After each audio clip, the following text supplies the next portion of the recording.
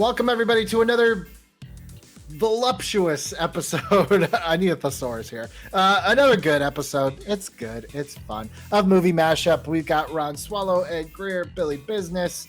Thank you guys for watching. Let's get right into this because no one likes a bunch of chatter up top. You want to see what you came for. Here's how the game works. We have a list of genres. We have a list of franchises. We're going to randomly select one from each pile. Then we will have 30 minutes to make a pitch for that specific title. Gentlemen, we've done this a couple times now. How are you feeling going into this one? Look, this is a blast every time. I feel closer to you guys than I've ever felt my whole life. I feel like we should hug right now. Or I know. Touch penises or something. I don't know. That was a gonna little be great. They call it docking. Look, man. I'm very happy that we are doing a happy-go-lucky situation, and we're trying the best we can with these limited tools that we're thrown. We're like those henchmen that were thrown sharpened pool cues, and we got to fight it out. You know what I mean? Let's do it. Let's do that. Tryouts. Well, gentlemen, today is our tryout. Let's see what we're going to be working with. Today's franchise is going to be scanning. Oh boy. Angels in the Outfield. This is the 90s Disney kid baseball movie starring Danny Glover and Tony Danza. Angels in the Outfield. What genre are we going to be having as a Roland Emmerich disaster movie? Angels as a Roland Emmerich disaster film. We have 30 minutes on the clock starting right now. Oh boy, okay, well, I'm really excited. First off, I think it's going to literally just be in a baseball field, but disasters happening to the people in the baseball field. I mean, you have to think if it's Angels coming to the outfield, this has got to be the apocalypse, right? This is it. This is, I wasn't even going there. So are we that's the disaster we're going to do is the apocalypse. Maybe it's the end of the world, you know? It's the end of the world. It's the Jesus is coming down with a spaceship. He's going to be like, you said, I've had enough baseball. You 35 Jewish people, get in the... We're going. It seems to me Angels in the Outfield, which, by the way, was just such a bonkers premise. For those of you who maybe were too young, it's one of the few Disney movies not on Disney Plus, but Joseph Gordon-Levitt is an orphan. His dad leaves him to an orphanage, and he kind of sarcastically, jokingly says, I'll come back when the Angels win the pennant.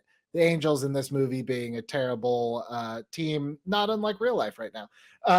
And the kid prays, like, please, God, let the Angels win the pennant so I can be with my dad again. There's actually literal angels that come and help the Angels become a winning baseball team. Christopher Lloyd is the head angel. Tony Danza is one of the star players. And Danny Glover is the coach with the begrudging attitude that later kind of comes around and learns to love these kids and be a great coach.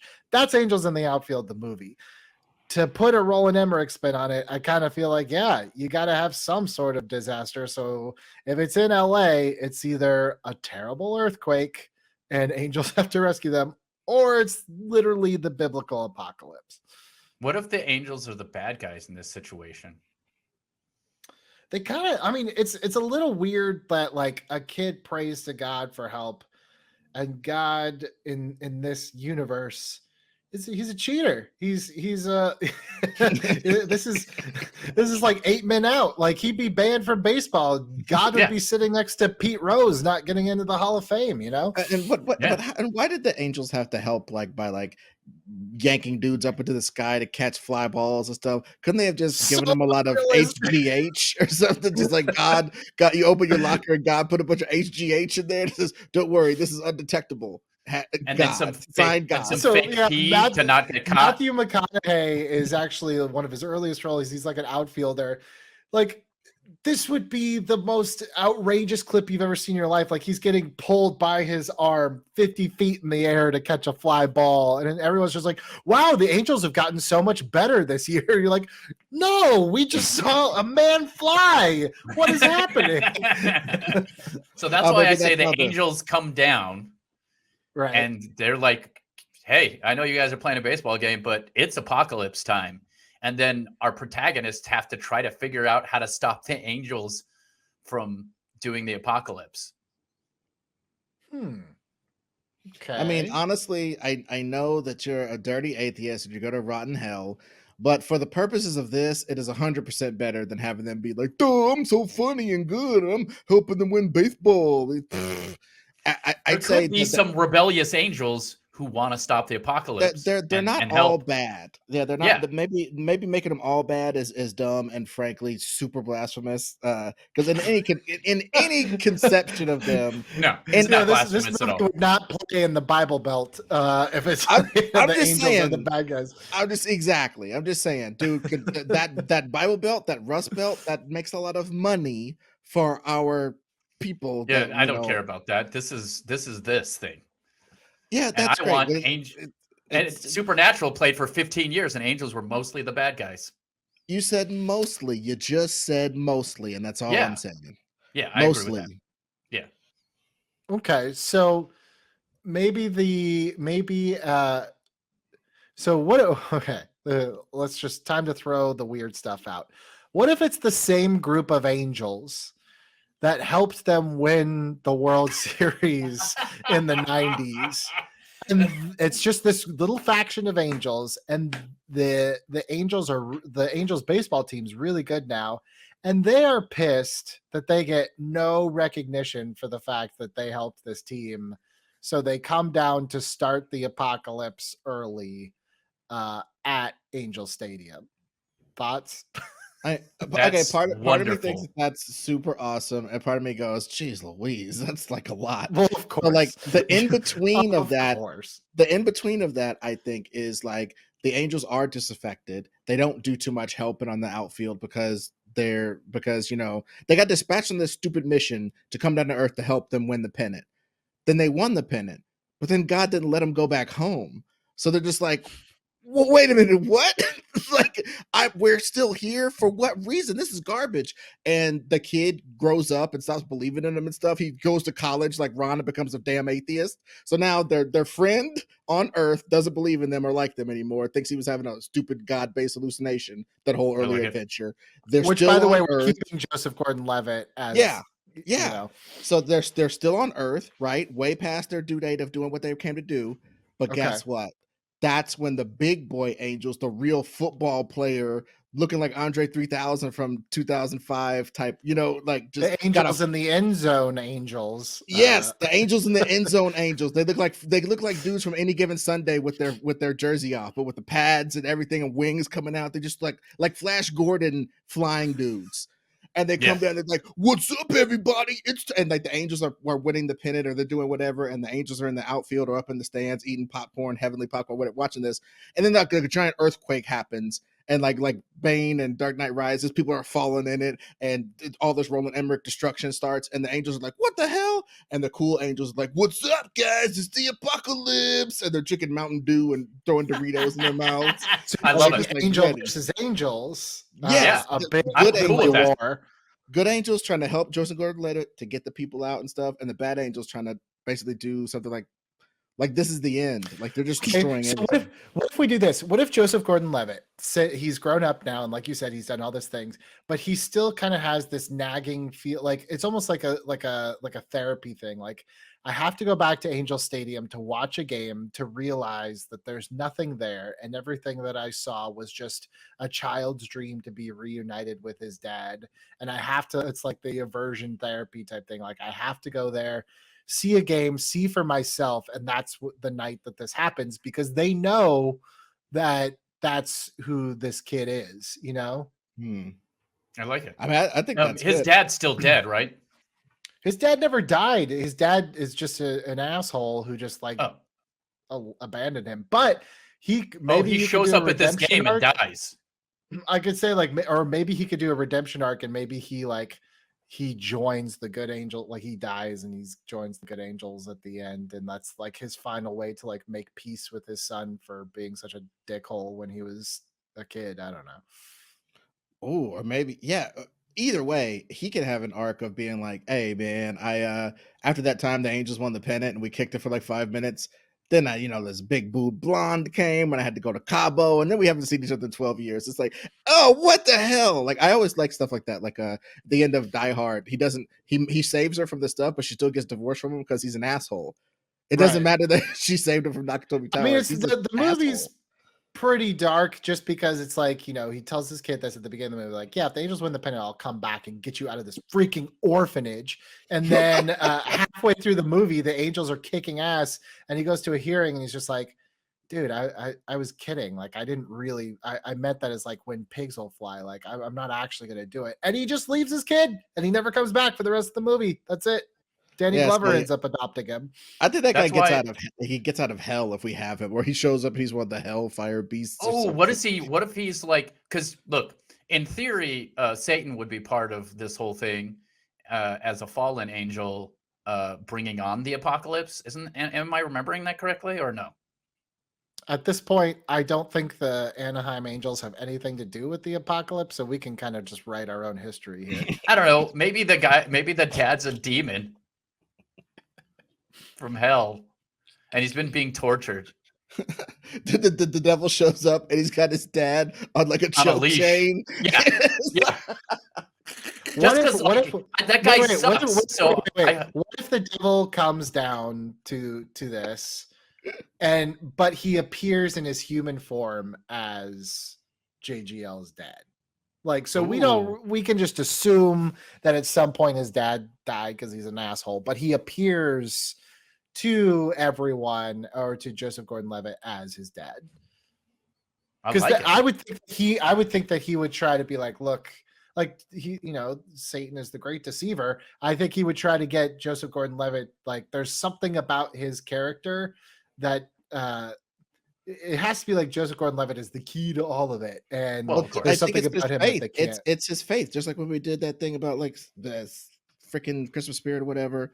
It's he has to believe at least in good in the world, and that maybe there are some angels on the side of good or whatever. He has to at least come back to believing that there's good in the world, because I think after his dad leaves him, and this whole adventure was for naught, because he starts believing really cynically and not believing in anything, and deciding that look out for number one and all that type of shit.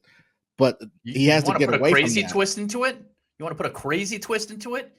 He ends up believing, he believes in people well enough, and the beauty of life well enough, that he talks Satan into going up against into stopping the apocalypse. What can we get really stupid with it and be like, Satan, if you beat me in this home run derby? Yes, absolutely. Why not? We have to put the baseball element in there somewhere. Yeah, sure. If I strike you out, Satan, the apocalypse is over. I think if we have a good old-fashioned disaster picture for, like, okay, we started out with all the pathos and we see who everybody is and blah, blah. Then we get to maybe the end of the somewhere in the late first act is when we have our super apocalypse happen, because that will give us time to have established all the characters that we're supposed to care about for the rest of the movie. So we're talking about Joseph Gordon-Levitt, a love interest perhaps, and the present state of the angels, and the angels who were left behind from the first adventure. We have to establish all that. Then the apocalypse happens, and then they have we could be maybe at the 30-40 minute mark when we have this goofy home run derby, and then the devil wins the home run derby, because why wouldn't he? Like, you're not going to beat the devil in a home run derby. He like changes the way the ball flies or whatever. You know what I'm saying? He destroys you in the home run derby. So that's obviously not how you stop it. You have to do something else, like believe, like work hard, like save some of the people in the stadium that you really care about from others. I mean, I think everybody should die, but Joseph Gordon-Levitt and the people in his box or something. And we have a nice little group of people to go through this adventure with, like, just like in Roland Emmerich movies. It's John Cusack, whoever cares about John Cusack, and whoever John Cusack cares about. that's the group of people we are with for the movie.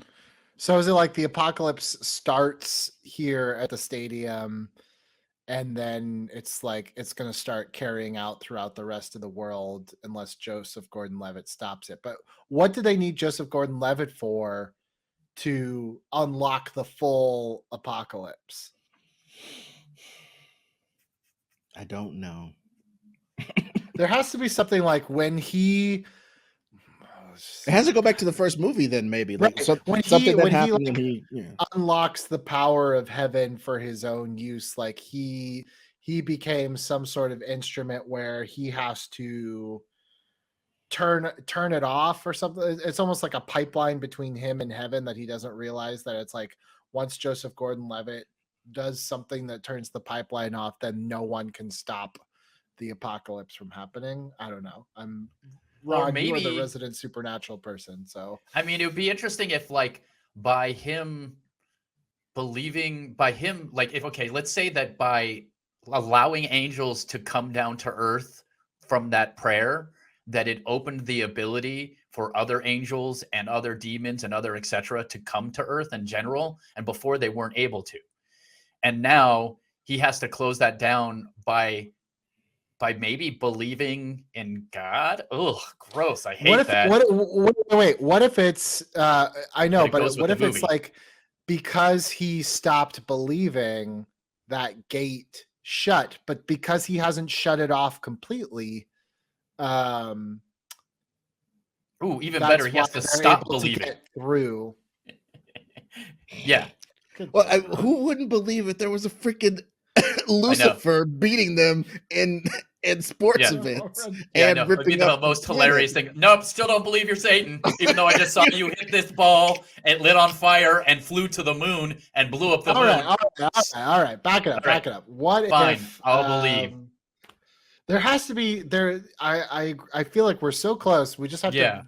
There has to be something about Joseph Gordon-Levitt. His character's name is Roger. It's just easier to say Roger. There has to be something about Roger now as an adult, because he leaves that first movie pretty happy. Yeah, he doesn't get his dad, but he gets adopted. Him and his friend both get adopted by Danny Glover. So it's like, I would think like, okay, the next year maybe Danny Glover dies and they're right back into the system again. It's like the minute that I stopped, asking for things or praying, like everything was taken away from me. There's kind of that bitterness you can have towards the religion. This idea that just because you pray for something doesn't mean you're always going to get everything that you want, I mean, look, if we want to go super dark, and like maybe he doesn't even want to live anymore. Maybe he's suicidal, and what he needs to get out of is being suicidal, and he just prays to, like it takes an Armageddon for him to realize that he wants to live and would like everyone else to live as well. I don't know, something like that. Is that ridiculous? What if he's suicidal? And Satan's like, okay, I can do some of this apocalypse, but as long as Roger's alive, because he made that connection to heaven, like Roger is the connection. We got to break it. So Satan tells Roger, if you like sacrifice yourself, the apocalypse is over. I can't do anything. But it's a lie. For some reason, Satan can't kill him, but if he kills himself, then the apocalypse can happen. So he's trying to talk Roger into, like, you've had a miserable life, but now you can do something to stop all of this. Just sacrifice yourself, type of thing. I mean, I like it. I think that's a nice dilemma to have. I think it's a nice dilemma to have in like in the beginning of the third act sort of thing, because he has to be able to figure out from that point, there has to be a moment where he's about to do it and then he doesn't do it for some reason. And then he's imbued by some special powers and him and the angels, whatever. Because the thing I was thinking was a lot simpler than that, but I don't want to know and you guys jazz, but I was just thinking, we're flexible. What is your idea? But no, it's just, I mean, the type of person who prays for angels to come help a stupid ass baseball team win, what would make you stop abusing that the whole rest of your life? what would make you stop being that person? You pray for test results, pray, and the angels, maybe at the beginning of this movie, they're just tired because they're like his task rabbits. They've been running around, pray that this happens. Pray. He's like a jerk who does that, but again, that person isn't very likable. So in the middle of the apocalypse, you're going to stop being a jerk like that prays for everything and leans on these angels so much. You have to be your own man and do your own stuff. But again, I kind of like you guys' suicide angle. I think there's some way you could put a lot of it all together that we might be missing, because like he's got to have a flaw to overcome. He has to have some flaw to overcome, and his flaw can't be I have suicidal thoughts, because that kind of puts the mental health of people who have those as a super bad thing. No, I think you're right, Ed, in the sense of like, I think there is something like, it's not like he just is a huge Angels fan and wanted them to win. Like he was in pain and he was asking for a way to be close to his dad. And,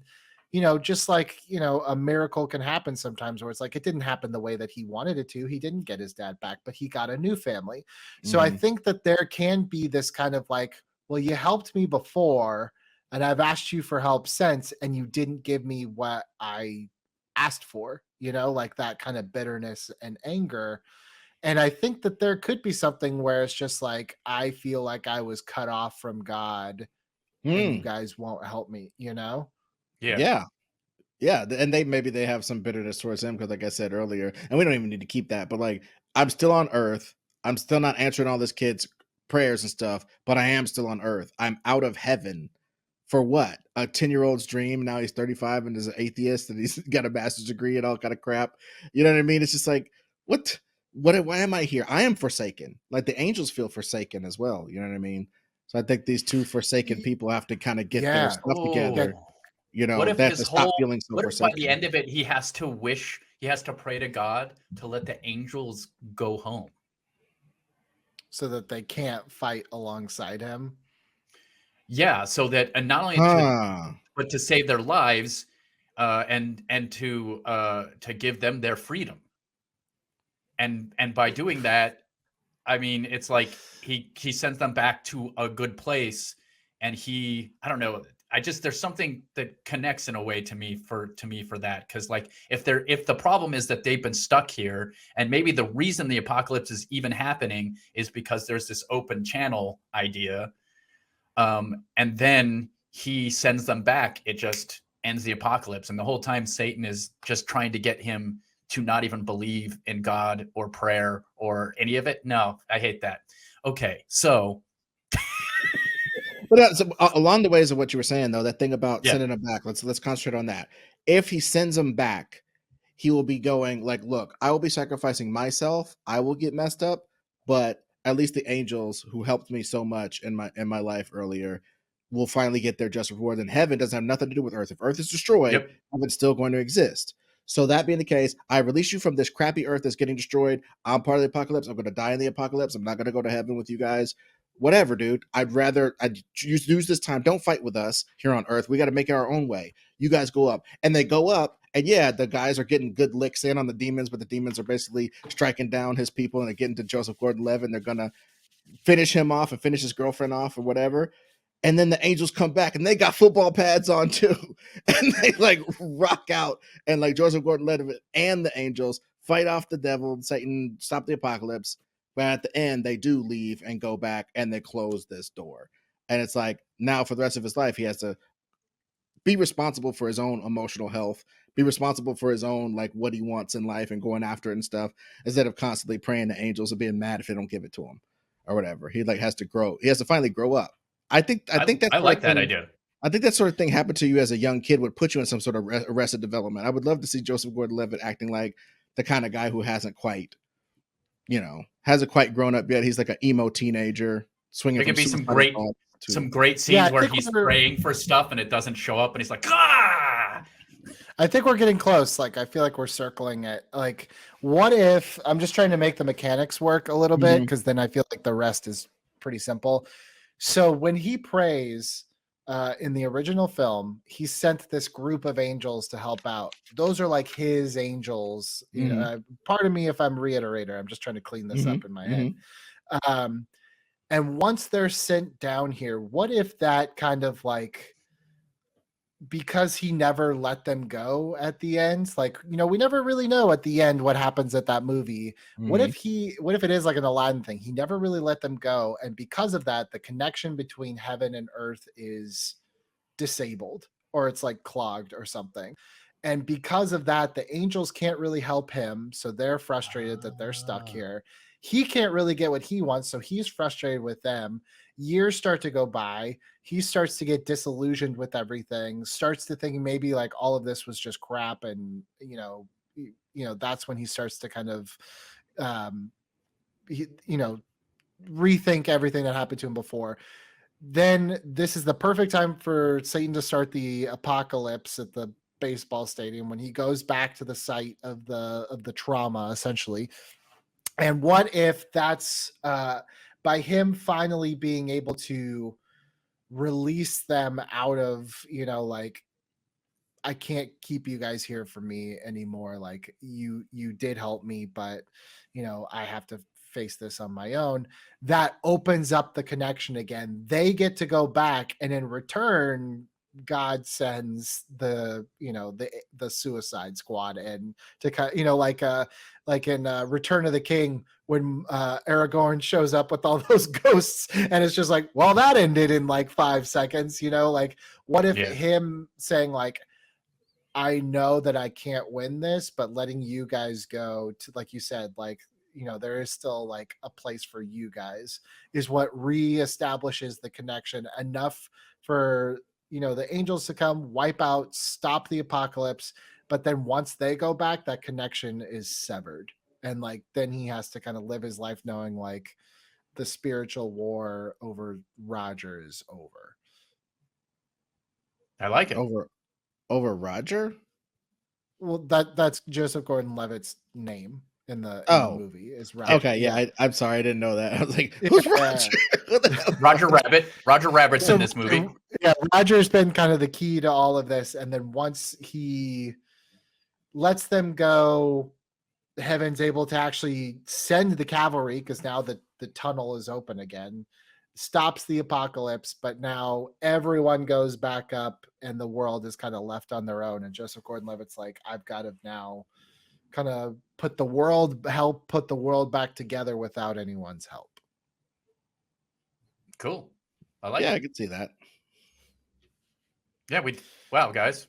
I think we still have 4.5 minutes left. Well, so there's a very important part of this. The only way I can allow any of this is if Jensen Ackles plays Satan. Well, I thought we were going to have Satan be in the form of his father. Oh yeah, crap. Is that actor alive? It doesn't matter. It really Dude, he was like 27 in 1994. Hey man, Hollywood's full of hard living. Jason Robards, he wasn't 95. Dude, hey, we can definitely find that guy, and he'll be happy to work. Tell that to half the cast of Stand By Me. Anyway, I just.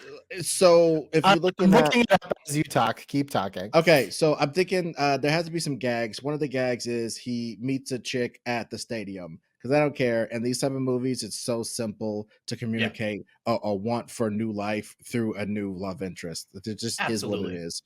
So there's something like that in there to cement some of the like personal goals or whatever, and also to have somebody to vent to and talk to about what happened, like somebody to go, well, you prayed for some angels, and that's why. What? This dude's crazy. Can I get away from this guy? And then she's realizing that he's actually true, and he's part of the apocalypse, and she has to, by definition, be part of averting it. I love that. And I think another thing is Satan getting defeated some kind of way by Joseph Gordon-Levitt has to be in there. There has to be something to where, like, yes, he gets an angel sword or something like that. And if it is played by the actor that played his dad, he has to like strike that dude down with the angel sword to blow up Lucifer, and that's a big blow in this battle. It can't just be the Aragorn. It's not a sword. It has to be a baseball bat. Come on. Okay, fine. 100%. I get that. Yeah. You're right. The sword turns into a baseball bat as soon as it gets into his hand, because that's his. He's like, batter up. Yeah.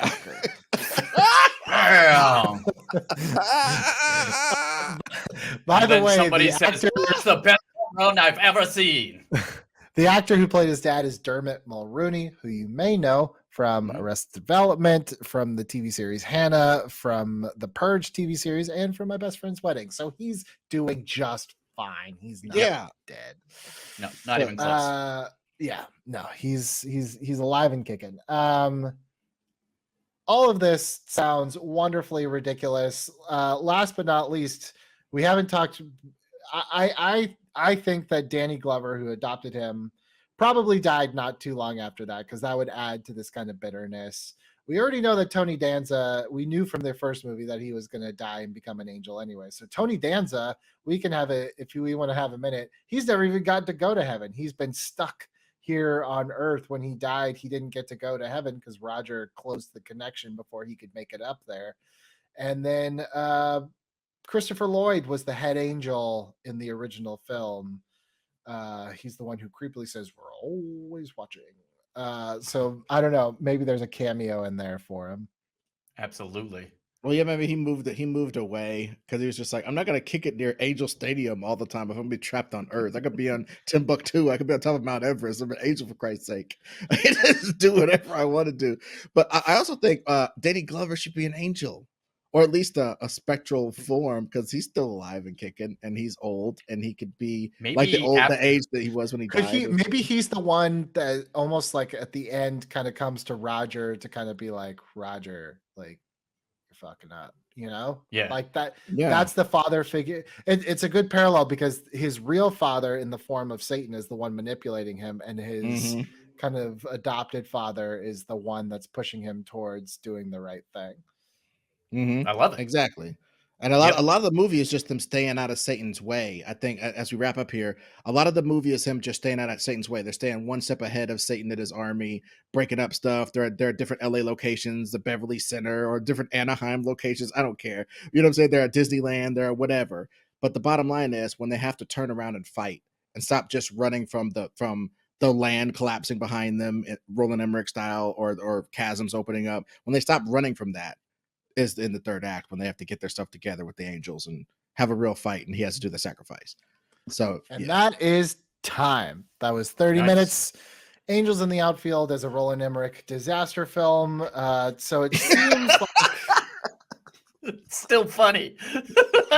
It seems like after the end of the original movie, things were not so happy for Joseph Gordon-Levitt, aka Roger. He did not get to live, or his step or adopted father, Danny Glover, did not live too much longer after. Maybe his best friend JP, I don't know, went away somewhere else after that. So he's been kind of on his own. But when he prayed for those angels in that movie, it created a connection to heaven. And because he never sent his angels back, that connection has been, let's call it clogged. It's been severed from heaven. And now the angels have been stuck here. They have done their purpose. They've done their mission, but they cannot go back until Roger releases them. Roger, who is kind of tortured a little bit by the trauma of everything that has happened over time, kind of starts to believe that maybe all of this is just in his head. He's starting to doubt himself and his sanity, and it's making him possibly a little suicidal. He goes to an Angels game because he wants to go to the site of where it all happened to see if he can feel it again. But just like that, Satan appears to on the outfield to start the apocalypse. Somehow, in a dramatic fashion, challenges Joseph Gordon-Levitt to a home run derby, which is just a trap to, show off his powers to him. He gets to him mentally through projecting himself as Roger's father that abandoned him. Ed, you had something great about the girlfriend that I was very busy looking up Dermot Mulroney, so I'm not sure how that plugged in. But I think she's a lady at the stadium who gets caught up in this adventure, and over the course of the adventure, she discovers she has to be a linchpin in helping this particular person avert the apocalypse. Fantastic. So now the apocalypse is happening. Roger realizes it's up to him. He gets some fatherly advice from the spirit form of Danny Glover that tells him that he must release the angels, that he must do this on his own, that heaven cannot clean up his messes, but he hopefully has imparted enough wisdom in him to start to make things right. When Joseph Gordon-Levitt, after maybe some big set piece Roland Emmerich disaster all around. It's kind of some hot spots of LA, Disneyland, all these other places, Griffith Park, all these great things. When Joseph Gordon-Levitt releases his angels into heaven, it reopens, it reestablishes the connection, just like the Battle of Pelennor Fields and Return of the King. Angels come down and just wipe out Satan, and the apocalypse is canceled. However, within doing that, the original angels get to go back to heaven. All the angels go to heaven, and the connection between heaven and earth is now closed. Roger and his girlfriend must now help to rebuild this world that has been torn apart by the false start of the apocalypse without anyone's help but their own. Gentlemen, this is a bonkers sequel to Angels in the Outfield, but it kind of tracks, right? I love it. But I wish they had the balls to make this double. Yeah, dude. I think this this would have been an in home run, but Bo Jackson threw the ball to the third baseman. It's like, oh, son of a, it's a triple instead of an in park home run. You know what? That's still a hit. And I'm gonna take it. This was a fun one with a franchise that I am very glad came up because as an Angels baseball fan, I love that movie, and I just like keeping you guys on your toes. So this was very fun. Definitely hit some nerves for you, Ron. Yeah. Look, I really hate when you have to like believe in something. Ugh, disgusting. Don't make me do that. That being said, I do believe in you guys watching this that you're going to push the subscribe button right now. Shameless. But I'm glad it's good. All right. Well, that was Ron Swallow and Greer Philly Business. Thank you guys so much for watching. We'll be back next week with another movie mashup.